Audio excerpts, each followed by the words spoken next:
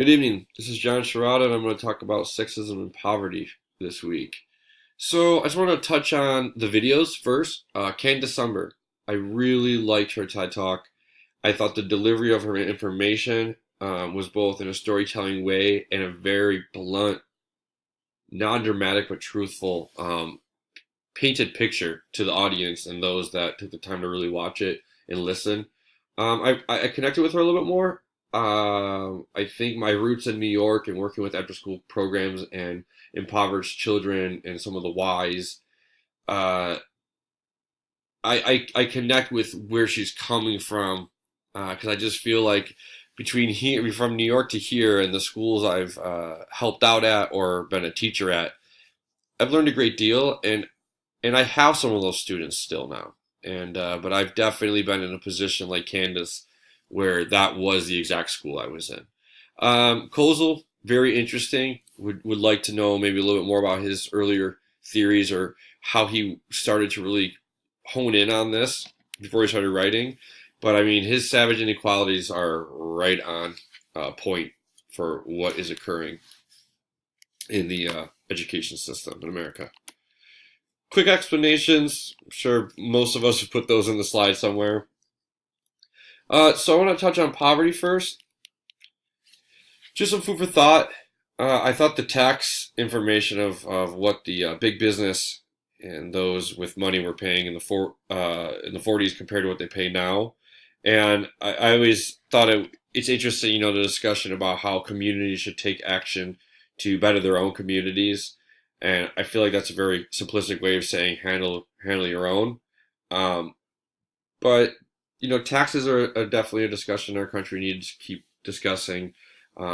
Maybe more checks and balances of how that money is being used, because clearly we can go back to we can go decades back and we can show that education was not being funded the way it was intended to be.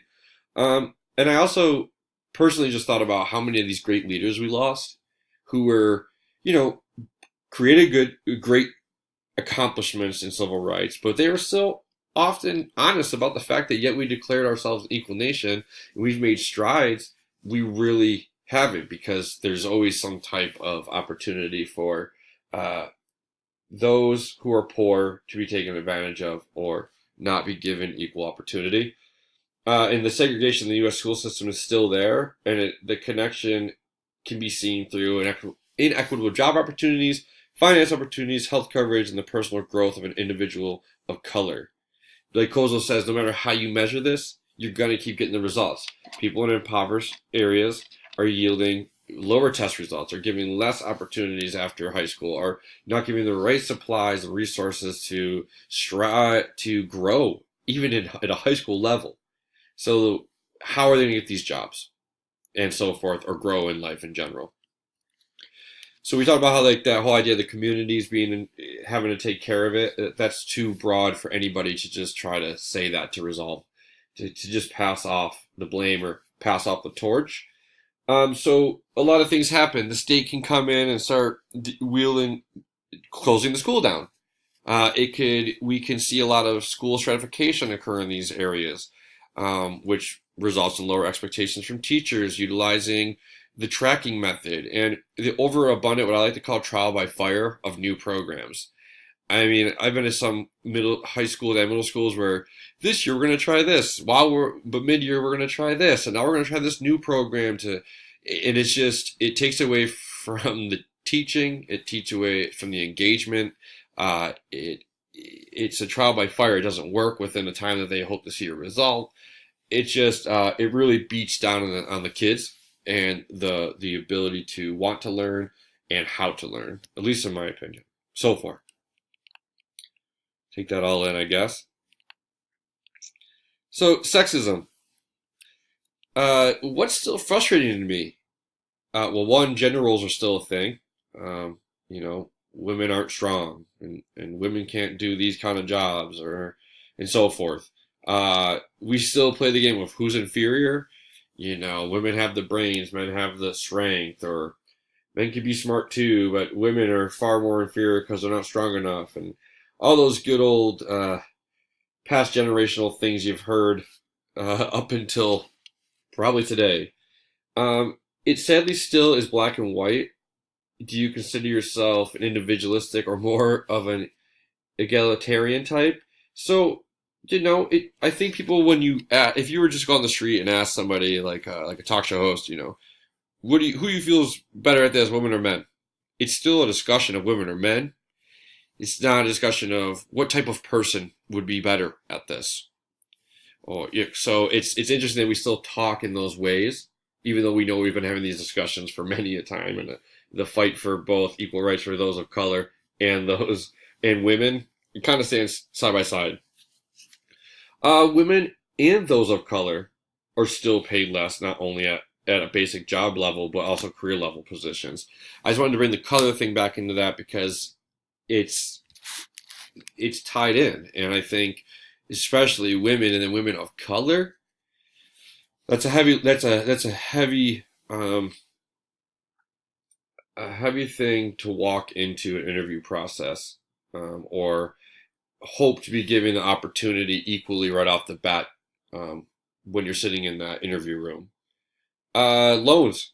We could talk about how loans are typically given to white men, no problem. Whereas women and those of color still need to jump through hoops or prove something a little bit more, or they're just simply told no. Um, so those discussions are still happening in America. They're very aware. Everybody's aware, but yet there's no solution for some reason.